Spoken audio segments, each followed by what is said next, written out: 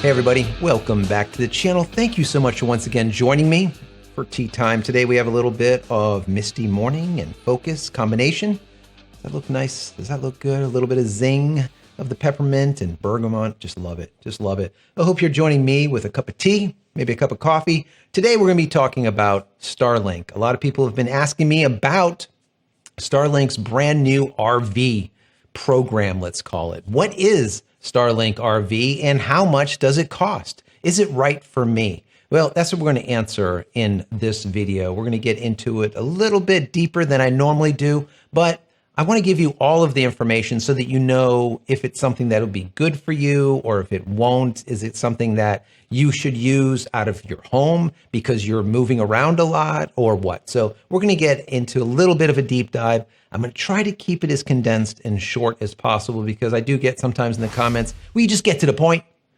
And a lot of times I don't. I get it. I get it. So as of May 23rd, Starlink rolled out what is called Starlink RV. And what that is basically a pay-as-you-go internet service type of thing, where you pay monthly and then you could either stop or start, and then you can put your service also on hold. So it is for people that RV a lot, someone that goes to, let's say, their cabin in the woods for a couple of months at a time, and they don't want Starlink at their proper home, let's say, because they have fiber and they don't need Starlink, but going into the woods, they need Starlink. Or in, let's say, an RV situation and you're stopping at all different locations, you want to have your own internet service. That's what Elon Musk is giving you here with Starlink RV. So I'm going to get into some of the nuances here and I want to get your thoughts on it. Is this something that you are interested in? I think that it's fascinating, even though I'm not going to use it. But I do think that it's great that they're finally doing this because I've got a lot of questions from people in the past saying, hey, can I get Starlink now that it's roaming and get it for a month at a time here, there? And at the time, it's not really like that. You pay and you keep on paying. Well, now you can pay by month. Pay as you go, as they call it. So, quote, this is right from Starlink's site. Starlink for RVs is ideal for customers traveling to locations where connectivity has been unreliable or completely unavailable. Starlink for RVs will enable users to access reliable internet through the satellite constellation at fixed locations. That is very important what they say here. Fixed locations. Keep in mind, Starlink RV does not mean that you can take a Starlink dish and mount it to the top of your camper and move around and as you're moving have internet. It is not a mobile solution as of yet, but I'll get into that in just a minute. They continue by saying the service would be useful for customers that are going on camping trips or maybe to a vacation home, but the unit must be stationary, just like I said. Elon Musk did indicate that he is working on rolling out a fully mobile service. So what this means is you'll have something like Starlink RV, but maybe they'll call it Starlink Mobile. And now you can actually affix this dish to a camper, let's say, or an RV and drive around with it. The idea is you'll be able to use it on an RV, on an airplane, on a boat, on a train. It doesn't really matter. The only thing is to be able to make this work, they need more satellites, is what my understanding is, as well as they need to get a release or regulatory approval to do so. And you know, when it comes to regulatory anything, it takes forever. So right now, there's about 2,400 Starlink satellites that are sitting in LEO, low Earth orbit. So these satellites are supposedly going to go all the way up to about 12,000 of them within the next 5 years. My understanding was just in this year alone of 2022, they were going to double the number from about 2,200, which it was before, to about 4,400. So we'll see if they can actually hit that goal or not.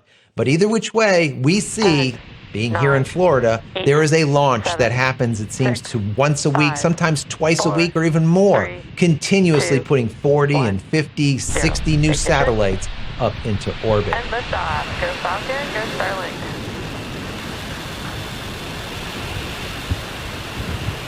Now, my thought here is maybe they really won't need as many satellites for this to actually work, a true mobile solution. And the reason I say that is because as they're rolling out the Generation 1.5 and Generation 2.0 satellites, which have inter-satellite communication through lasers. What this means is you'll probably need less satellites and less ground stations because a lot of the traffic will be happening at the speed of light up in the air, right? So you can make a connection, let's say from here in Florida to someone in Canada, thousands and thousands and thousands of miles away in a split second, because my data is going to a satellite, and then instead of coming down to a ground station and through the actual internet, it can go right through satellite to satellite to satellite at the speed of light. So I think a lot is going to happen as those Gen 1.5s and Gen 2.0s start coming up online. I'm going to do a video just on that in probably a week or so because it's fascinating. There's a lot that's happening and I want to tell you guys about it. So what exactly comes in your Starlink RV kit? Well, if you open up the kit, you're going to find your antenna, that phase array antenna, and a base for it, and also a Starlink router. And finally, you're going to find your power cable and another cable, which is your Ethernet cable that connects everything together. And that is it. It is very, very basic. That's all you need for this thing to work is power and open skies. And now you have low latency, high speed internet access anywhere, pretty much anywhere. They say, quote, where it is active. So how much does Starlink RV cost and what are the nuances behind it? Now, quoting right from their page, it says Starlink for RVs provides the ability to pause and unpause service at any time and is billed in 1 month increments, allowing users to customize their service to their individual travel needs. The pay-as-you-go Starlink service costs $135 per month, and the Starlink kit costs $599. At this time, there is no waiting list. This is important.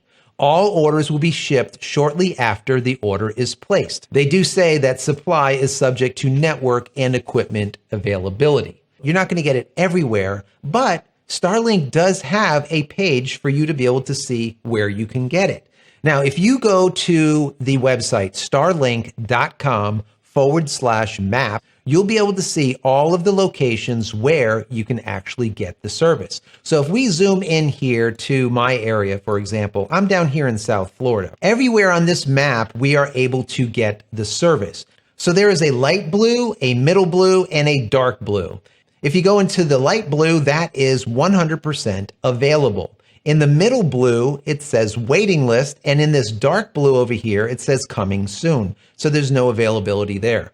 If you want to get the Starlink RV service, you need to be in an area that has the middle blue or the light blue. This is the light blue. What this means is anyone in this area is going to get full service, whereas if you're in this middle blue, it's going to be slightly reduced. The speed will be reduced in certain situations. And I'm going to get into that in just a second. Now, on Starlink's website, if you go to their FAQ or their support, their frequently asked questions area, you'll see, quote, network resources are always deprioritized for Starlink for RV users compared to other Starlink services, resulting in a degraded service and slower speeds in congested areas and during peak hours. Service degradation will be most extreme in waiting list areas on Starlink's availability map. That's the map that we just saw. So let's say I was to go camping at Lion Country Safari, for example. If I was to zoom in here, we can see Safari World. That's actually Lion Country Safari. This area, even though it's a camping site, which you could use if you wanted to, this Starlink RV, and I'm sure there's a lot of people there that will. This campsite is in this dark area. You see this? This is that middle blue. That means it's a waiting list area. That means there's a lot of saturation there, meaning that you're going to get a little bit less speed when it comes to using the Starlink RV at that specific location. Now, if you were over here in this light blue area, close to Belle Glade, for example, and you were camping here in the middle of a cornfield, you're going to have full speed. All right. So that is the difference. Now, if we look at the Starlink performance chart, this is very easy to see. You can see Starlink Business Circular Hardware, and Starlink for RVs. Now, if we just look at Starlink for RVs so you can see what you're going to be getting, It has a 99% or higher than 99% uptime. That means that you're not going to be going down very often. It is highly reliable. The latency is anywhere from 20 to 40 milliseconds, and the expected download speeds is anywhere from 50 to 250 or 5 to 100. Now I'm going to get back to that in just a second. The expected upload speeds is 10 to 20 meg upload, and there is absolutely no data caps. Now, if we look at that 50 to 250 and 5 to 100, what that means are those numbers are associated to the availability. Once again, if you are in full availability or that light blue area, you're going to get from 50 to 250 speed.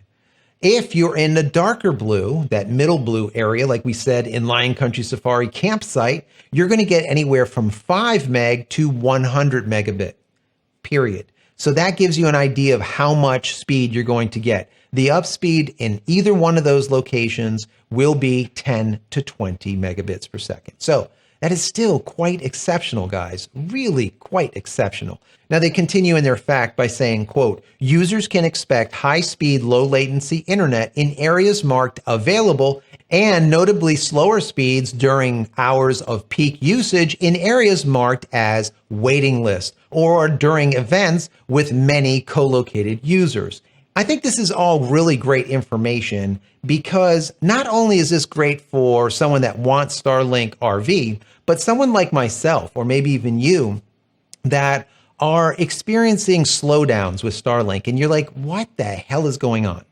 If you go to this map and check out your exact physical location where your Mr. Bevel or your Mr. Dishy is sitting, that exact location, if that location is in a bright blue area, you should not be having these slowdowns, and there might be some other problems.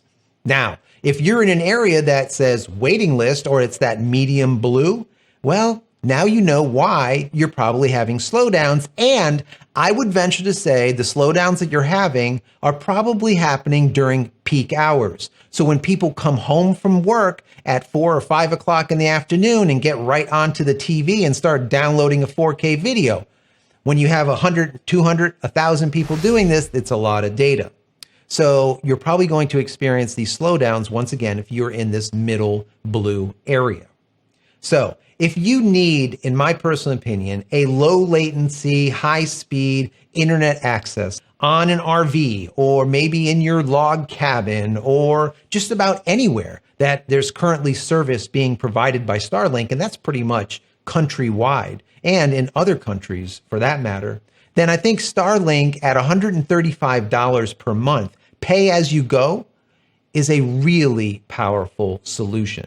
Many of the other solutions that you see out there with like 5G and hotspots and all this stuff, they say it's unlimited non-cap data, and they're liars.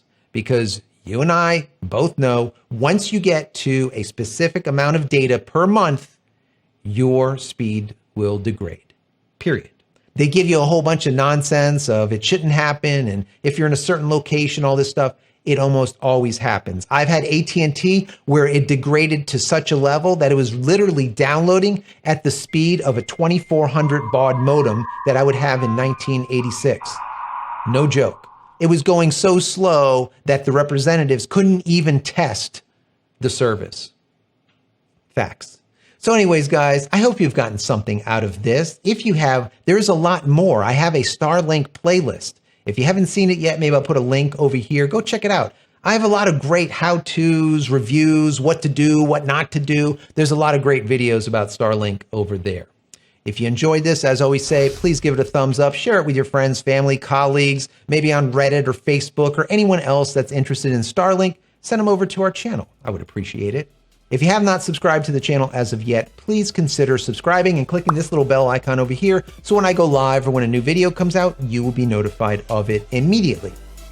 And head over to my website, JCristina.com, where you can find all the photography tools that I've invented for you and me over the years, and hopefully there's something there that you might like. And if there is, please pick it up and support me and my family. That's it, guys. I'm out of here for Get Into the Vlog. Many blessings to you and your family. Stay safe, stay healthy, and we'll see you in the next one. Love you all.